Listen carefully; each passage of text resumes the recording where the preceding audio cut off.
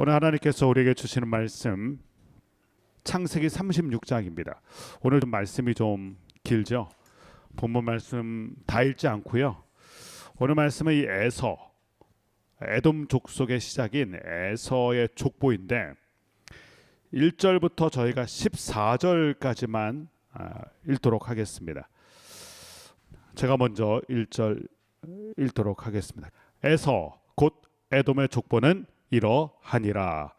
에서가 가나안 여인 중 헷 족속 엘론의 딸 아다와 히위 족속 시브온의 딸인 아나의 딸 올홀리바마를 자기 아내로 맞이하고 또 이스마엘의 딸 느바요의 누이 바스맛을 맞이하였더니 아나는 엘리바스를 에서에게 낳았고 바스맛은 루엘을 낳았고 오홀리바마는 여우스와 얄람과 고라를 낳았으니 이들은 에서의 아들들이요 가나안 땅에서 그에게 태어난 자들이었더라.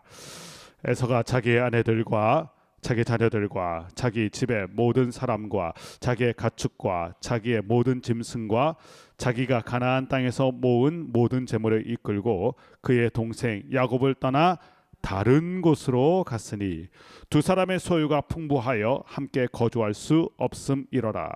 그들이 거주하는 땅이 그들의 가축으로 말미암아 그들을 용납할 수 없었더라.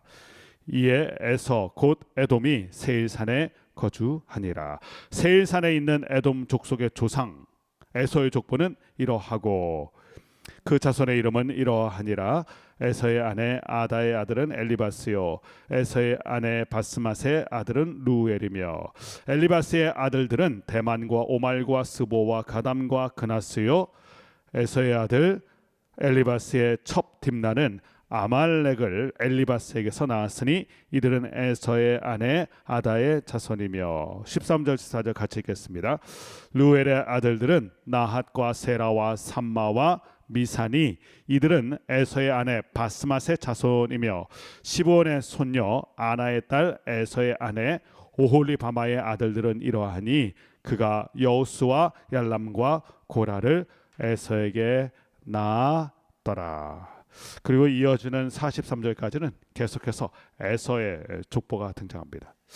오늘 그 에돔 족속의 시조인 에서가 등장하고 족보가 등장하죠. 야곱의 이야기가 끝나면서 난데없이 갑자기 에서의 족보입니다.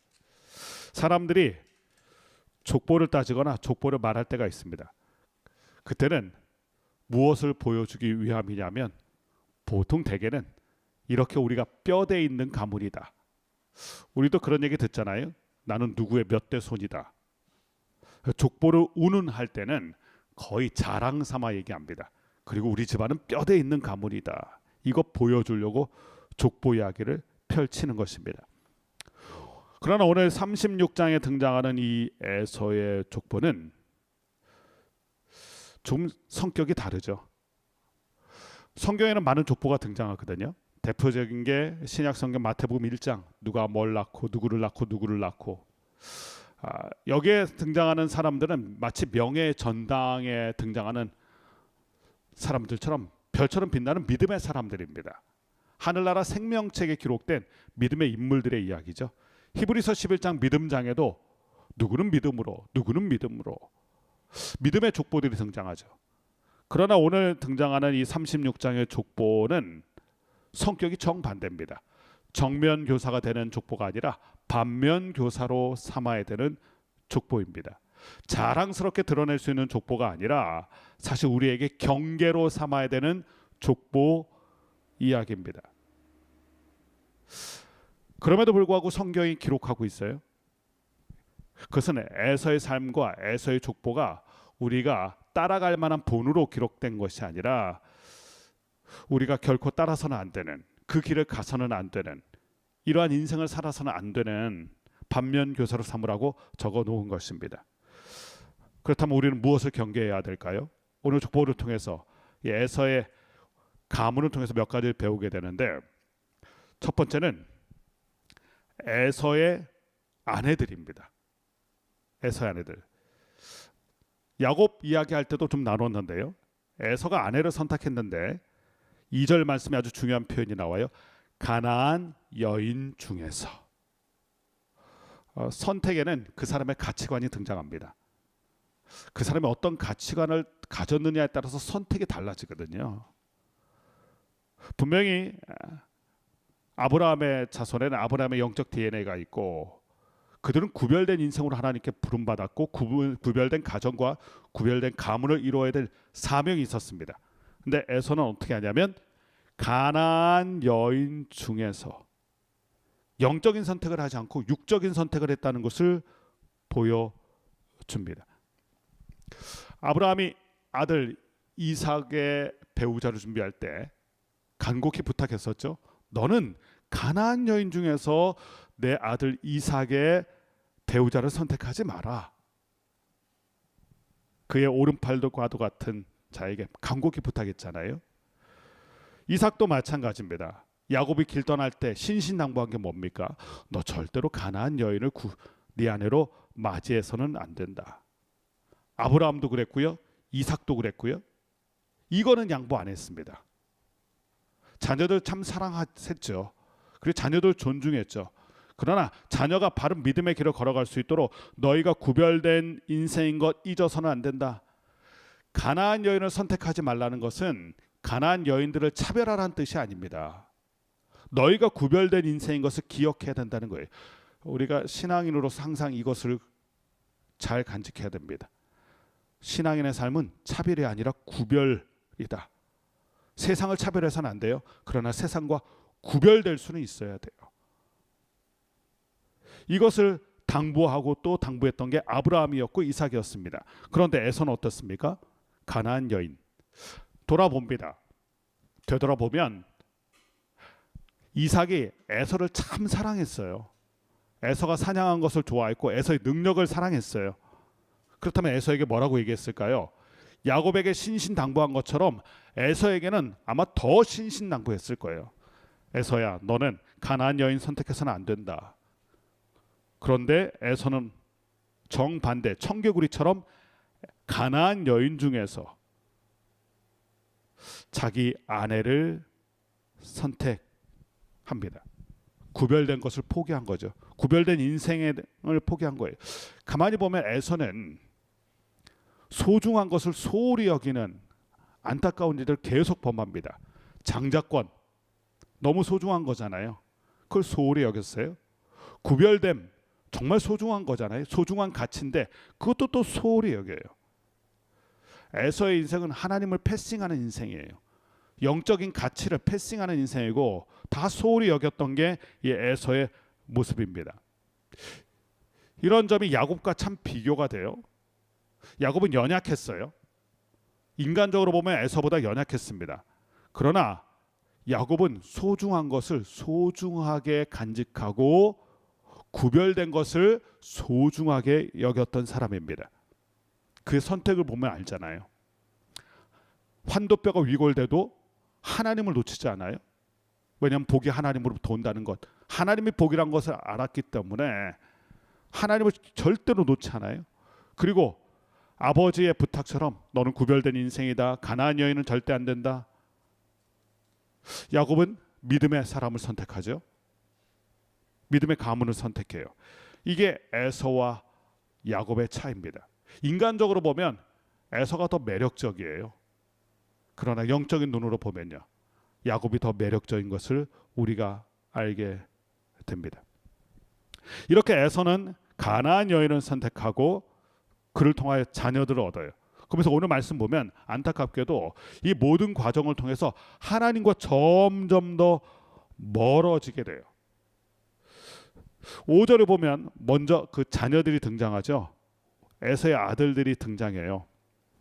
3절, 4절, 5절 말씀 보면 에서의 자녀들이 등장하는데 이 자녀들의 이름이 좀 특이한 게 있어요. 이름을 보면 아다에게서 엘리바스를 낳았죠. 엘리바스는 하나님의 힘이에요. 바스맛에서 루엘을 낳았는데 이 루엘이라는 뜻은 또 하나님의 친구예요. 오홀리바마에서 낳은 여우스가 있죠. 하나님이 이렇게 재촉하신다, 하나님이 자극하신다, 뭐 이런 뜻이에요. 이렇게 에서의 아들들의 이름에 보면 하나님이 등장해요. 처음에는. 그런데 나중에 이제 또 자녀들도 나오는데 나중에 보면 아예 이름에서 하나님 없어져요. 점점 희미해지는 거예요. 점점 하나님부터 멀어져요. 에서의 삶에서 하나님 중심의 삶이 포기되고 하나님으로부터 점점 멀어지는 것을 그의 자녀들의 이름을 통해서 또 알게 돼요. 그리고 중요한 게 있어요. 8절 말씀 보면 에서는 어디 거합니까? 세일산에 거주하였더라. 에서가 포기한 게 있어요. 가나안 땅을 포기합니다. 하나님께서 아브라함에게 얘기하셨어요. 너희 자녀들에게 이 땅을 줄 거야. 그래서 이삭도 그 땅에 있었던 것이고 에서도 이 땅에 있어야 돼요. 하나님이 주신 땅이잖아요. 하나님이 주신 유업이에요. 그런데 에서가 가나안 땅 포기합니다. 그리고 어디를 선택하냐면 가나안 땅을 벗어나서 세일산, 가나안 저편의 땅을 선택하고 거기에 자신만의 왕국을 세웁니다. 즉 아브라함의 족보에서 떠나서 자기 족보를 만들어요. 자기 왕국을 세워요. 이게 에서의 문제입니다. 에서를 보면 자꾸 하나님 중심에서 멀어져 가고 하나님이 아니라 자신의 왕국을 세워요.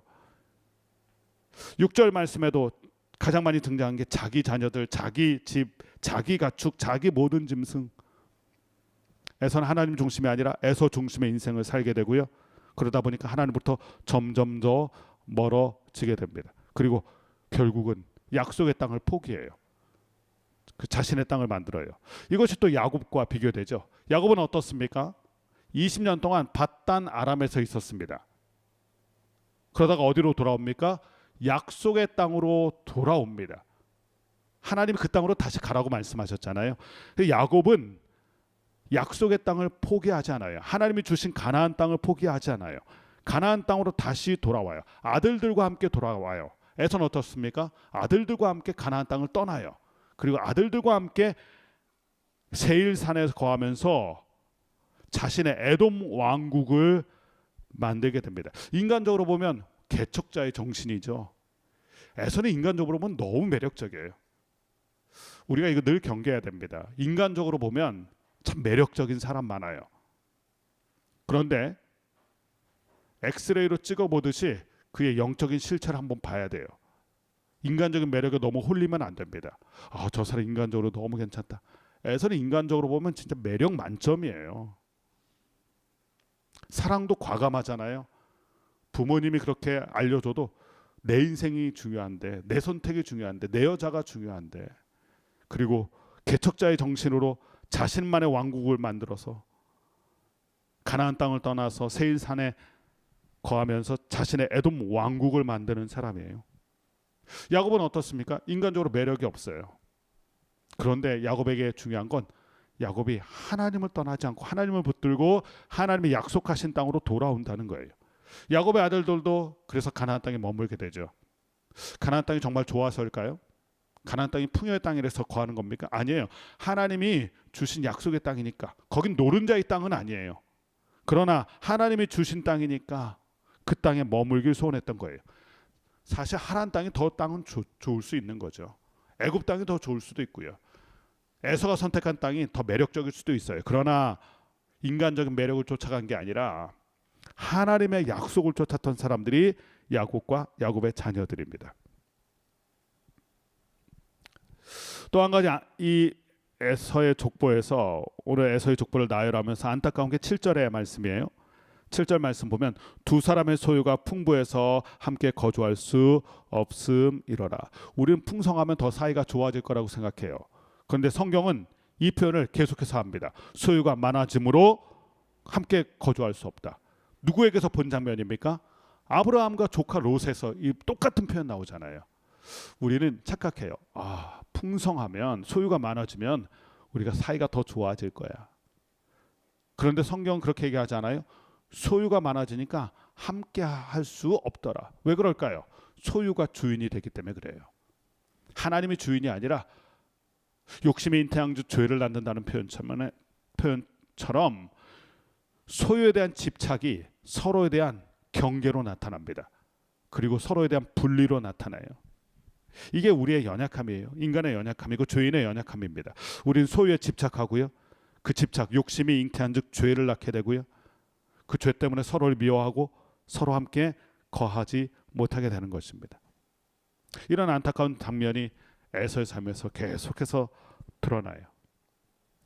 그러면서 세일산에 가서 자신만의 왕국을 만드는데 자녀들을 한번 좀 보겠습니다. 9절에서 11절 말씀도 저희가 읽었었는데 자녀들의 이름이 계속해서 등장하죠.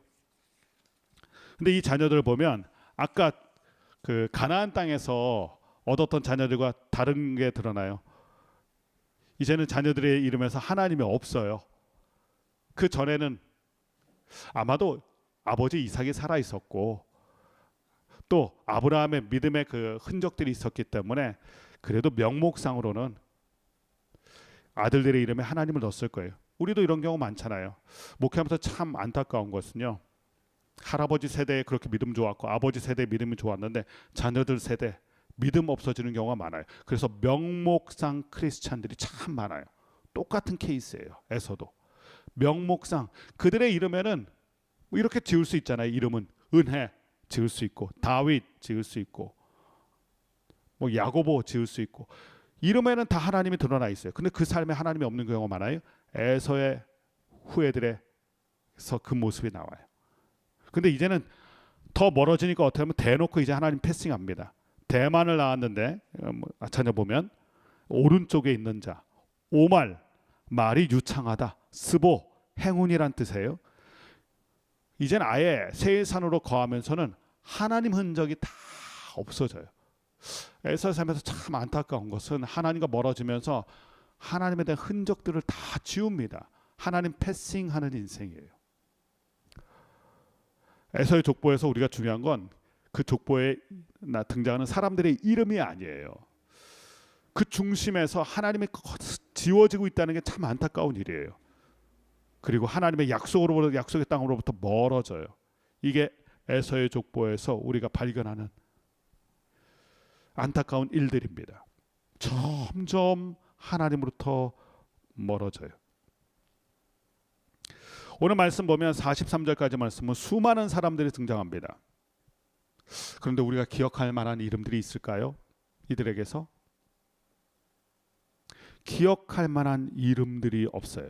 반면에 야곱의 족보, 아브라함의 DNA를 가진 야곱의 족보, 오늘 에서와 야곱이 극명하게 대조되는데 야곱의 족보에서는요 기억할 만한 이름들이 많아요.